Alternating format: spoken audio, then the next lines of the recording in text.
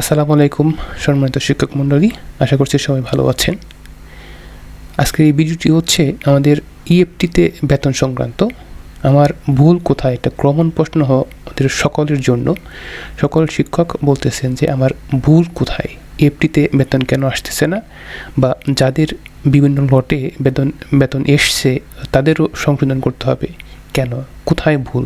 এই ভুলটি আসলে আপনাদের একটু ধারণা দেওয়ার জন্য আজকের এই ভিডিওটি। তো ভিডিওটি প্রথম থেকে শেষ পর্যন্ত দেখলে আপনি হয়তো বুঝতে পারবেন আসলে আপনার ভুলটা কোথায় আছে। এর জন্য আমাকে প্রথমে যেতে হবে আমাদের ওয়েবসাইটে হচ্ছে emis.gov.bd, যেখানে একটি ব্রাউজার ওপেন করবেন। এর জন্য যাবেন হচ্ছে ইএমআইএসে যাওয়ার পর আমি দুইটা ট্যাব ওপেন করে রেখেছি ইএমআইএসের পাশাপাশি আপনাদের বোঝার সুবিধার্থে। প্রথমে আমি লগ ইন করবো হচ্ছে ইএফটি। ওকে, ইএফটিতে লগ ইন করার পরে আপনাকে এরকম একটা সাইটে নিয়ে আসবে। আপনাকে পাসওয়ার্ড, ইউজার আইডি এবং পাসওয়ার্ড দিয়ে লগ ইন করতে হবে। লগ ইন করার পরে আমরা দেখতে পাবো হচ্ছে এরকম একটা ইন্টারফেস। পাশে আছে হচ্ছে ইএফটি ডাটা আপডেট। এই ইএফটি ডাটা আপডেটে ক্লিক করতে হবে। তাহলে আমরা আমাদের সকল শিক্ষকের তথ্য এখানে দেখতে পাবো। আমি দেখতে পাচ্ছি যে আমার সকল শিক্ষকের তথ্য আইবাসে চলে গেছে। ঠিক আছে, আইবাস প্লাসে সকল শিক্ষকের তথ্য কিন্তু চলে গেছে, আমি এখানে দেখতে পাচ্ছি। ঠিক আছে, তো একইভাবে এখন আমি আসলে ভুলটা বুঝবো কীভাবে। এই ভুলটা বোঝার জন্য আমাকে যেতে হবে হচ্ছে ঠিক এই বাম পাশে দেখুন আমাদের একটা চোখের মতো একটা চিহ্ন আছে, চোখ আই, যে না, এই চোখের মতো এখানে ক্লিক করলে দেখুন বিস্তারিত দেখুন, এখানে ক্লিক করতে হবে। ক্লিক করলে আপনি একটু ওয়েট করবেন, দেখতে পাচ্ছেন যে এই অংশটুকু এটা হচ্ছে আপনার এমপিউতে, বর্তমান এমপিউ, এই এমপিউতে এই তথ্যগুলো আছে, এই ভাগাগুলোতে তথ্য নেই আর এগুলো তথ্য আছে।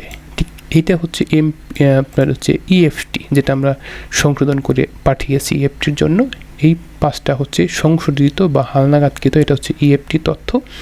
বর্তমান আমাদের এনআইডি অনুসারে বা ইএফটি পূরণের জন্য যে ফর্মটা দিয়েছিল, অর্থাৎ এনআইডি অনুসারে, ব্যাঙ্ক অ্যাকাউন্ট অনুসারে, আপনার সার্টিফিকেট অনুসারে এই তথ্যগুলো কিন্তু ফিল আপ করা হয়েছে। পক্ষান্তরে এখানে আছে বিদ্যমান এমপিউ শিট অনুযায়ী, অর্থাৎ আমাদের এমপিউ শিটে যে তথ্যগুলো আছে দেখতে পাচ্ছেন, এখানে বলা আছে নাম ইংরেজিতে, এখানে ইংরেজিতে ঠিক আছে, এখানে ইংরেজিতে ঠিক আছে। এবার তারপরে ভুল কেন, ভুল হচ্ছে দেখুন এইখানে আছে মণি দাস, একটা স্পেস আছে, আমি খেয়াল করতে পারছি কিনা, স্পেস আছে, আর এখানে কিন্তু স্পেসটা নেই। এই সামান্য ভুলের জন্য কিন্তু এটা ভুল দেখাচ্ছে, এটা একটা ভুল। তারপর হচ্ছে এখানে ইংরেজিতে, বাট এখানে হওয়ার কথা বাংলায়। এখানে দেখুন নাম বাংলায় এনআইডি অনুযায়ী, বাট এখানে আছে কোথায়, ইংলিশ আছে, এখানে কিন্তু আমরা বাংলায় লিখেছি। তো আপনাকে কী করতে হবে, এই এমপিউসিটিও বাংলাতে করতে হবে, এটা একটা ভুল। দেন বাবার নাম নেই, মায়ের নাম নেই, জন্ম তারিখ ঠিক আছে। দেখুন আপনি অনেকগুলো বিষয় কিন্তু, জাতীয়পত্র নাম্বার নেই, তারপর হচ্ছে মোবাইল নাম্বার নেই, মেল ফিমেল, এখানে দেখুন একটা মেল। আমরা ওই সময় আসলে এমনভাবে পূরণ করছি এমপিউসিটগুলোতে যে প্রচুর পরিমাণে ভুল কিন্তু রয়ে গেছে। এখানে উনি আসলে এখন ফিমেল বাট মেল দেওয়া আছে, এইটা কিন্তু একটা ভুল। তারপর আমি নিচে স্ক্রল করে যাই, দেখুন এখানে ওনার পদবি দেওয়া আছে হচ্ছে 4th ক্লাস এমপ্লয়, অথচ উনি বর্তমানে হচ্ছে যে ক্লিনার। তাহলে ওনাকে এমপিউসিটের মধ্যে কিন্তু ক্লিনারই নিয়ে আসতে হবে, এটা একটা ভুল। তারপর হচ্ছে ব্যাঙ্ক অ্যাকাউন্ট নাম্বার, দেখুন এটা হচ্ছে পুরাতন ব্যাঙ্ক অ্যাকাউন্ট নাম্বার, এটা হচ্ছে নতুন ব্যাঙ্ক অ্যাকাউন্ট নাম্বার যেটা ডিজিটাল। তাহলে এই এমপিউসিটেও কিন্তু আপনাকে ওই ডিজিটাল ব্যাঙ্ক অ্যাকাউন্টটাই কিন্তু নিয়ে আসতে হবে, এইটা একটা ভুল। এই ধরনের তারা দেখতে পাচ্ছি যে পাশাপাশি দুইটা কম্পেয়ার করি, এটা হচ্ছে এমপিউসিটে হচ্ছে তথ্য, আর এটা হচ্ছে আমাদের ইএফটির তথ্য।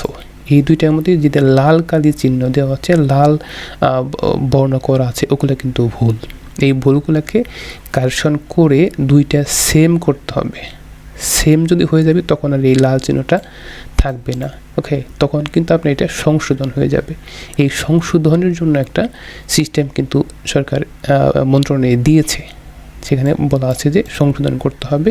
তাহলে সংশোধন করার জন্য কোথায় যাবেন, এই বিষয়টা আমরা একটু ব্যাখ্যা করতে পারি। যদি ব্যাখ্যা করি তাহলে সেটা হচ্ছে যে আপনাকে যেতে হবে এরকমভাবেই ইএমআইসি যেতে হবে। ইএমআইসি যাওয়ার পর আপনাকে এবার প্রবেশ করতে হবে ইএফটিতে নয়, প্রবেশ করতে হবে এই লগ ইনে ক্লিক করে তারপরে আপনাকে প্রবেশ করতে হবে হচ্ছে ওই যে এমপিউ যেভাবে আমরা করি, ওই এমপিউ ইউজার আইডি এবং পাসওয়ার্ড দিয়ে লগ ইন করতে হবে। লগ ইন করার পরে আপনাকে হচ্ছে এমপিউ আছে মডিউলাস, এই এমপিউ মডিউলাসে ক্লিক করতে হবে। এই মডিউলাসে ক্লিক করার পরে আপনাকে কারেকশনে ক্লিক করতে হবে। কারেকশনে ক্লিক করার পরে আপনাকে কিন্তু তথ্যগুলো কারেকশন করতে হবে। এখানে একটু ওয়েট করি। এখানে দেওয়া আছে নাম, তারপর হচ্ছে জন্ম তারিখ, ব্যাঙ্ক অ্যাকাউন্ট, পে কোড, পদবি, এসব কিন্তু আমরা কারেকশন করতে পারবো। যদি আমি নামের মধ্যে ক্লিক করি তাহলে এটা হচ্ছে প্রত্যাশিত, আমাদের পূর্ববর্তী নাম, এখানে প্রত্যাশিত নাম, এটা কিন্তু আমাকে দিতে হবে আপনারা যেটা চাচ্ছেন। অর্থাৎ এই যে আমি দেখতে পাচ্ছি এমপিউতে এইটা আছে, আমার বর্তমান আছে এইটা এনআইডি অনুসারে, এই এনআইডি অনুসারে লালটা আছে। তখন কী করতে হবে, এই এমপিউতে এইখানে এসে ওই লালটা, অর্থাৎ যেটা আমাদের ইএফটিতে আমরা দিয়েছিলাম, এইটাকে হচ্ছে কারেকশন করে আমাকে এইখানে হচ্ছে দিতে হবে। দেওয়ার পরে বাংলা সেম দেওয়ার পরে আমরা যদি কারো ব্যাঙ্ক অ্যাকাউন্ট নাম্বার, যেমন ওনার কিন্তু ব্যাঙ্ক অ্যাকাউন্ট নাম্বারটা লাল দেখাচ্ছে, অর্থাৎ এইখানে আমাকে এই এমপিউর ক্ষেত্রেও কিন্তু ব্যাঙ্ক অ্যাকাউন্টটা কারেকশন করতে হবে। তাহলে ব্যাঙ্ক অ্যাকাউন্টে যদি যাই, এইখানে গিয়ে আমাকে কিন্তু ওই অ্যাকাউন্ট নাম্বারটা এখানে দিতে হবে। এভাবে যার যত কারেকশন আছে, যেমন এখানে ওনার কিন্তু একটা কারেকশন আছে, সেটা হচ্ছে ক্লিনার, রাইট? উনি কিন্তু ক্লিনার, বাট ওনার এখানে দেওয়া আছে হচ্ছে 4th ক্লাস এমপ্লয়ি। তাহলে এখানে কী করতে হবে, ওনার পদবি কিন্তু সংশোধন করতে হবে। পদবিতে ক্লিক করি, দেন হচ্ছে এইখানে গিয়ে আমাকে ক্লিনার কিন্তু দিয়ে দিতে হবে, পরিষ্কার পরিচ্ছন্ন করবে, এই যে এটা দিতে হবে। ওকে, এভাবে করে কিন্তু আমাকে এটা কারেকশন করতে হবে। এখানে 6টা ধাপ আছে, প্রথম ধাপ, দ্বিতীয় ধাপ, তৃতীয় ধাপ, এভাবে 6টা ধাপ কমপ্লিট করার পরে যদি আমরা সাবমিট করি তাহলে কিন্তু এটা সাবমিট আপনার হচ্ছে সংশোধনের জন্য মন্ত্রণালয়ে চলে যাবে। তারা এটাকে অ্যাপ্রুভ দিলে দুইটা যখন একই রকম হয়ে যাবে তখন আপনার ভুলটা আসলে সংশোধন হয়ে গেল। ঠিক আছে, আমি আপনাকে একটা জাস্ট ধারণা দিলাম। বিস্তারিত যদি আপনারা জানতে চান আমার কমেন্ট বক্সে কমেন্ট করলে আমি একটা ব্যাপক আকারে বিস্তারিতভাবে ভিডিও আপনাদের জন্য তৈরি করতে পারবো।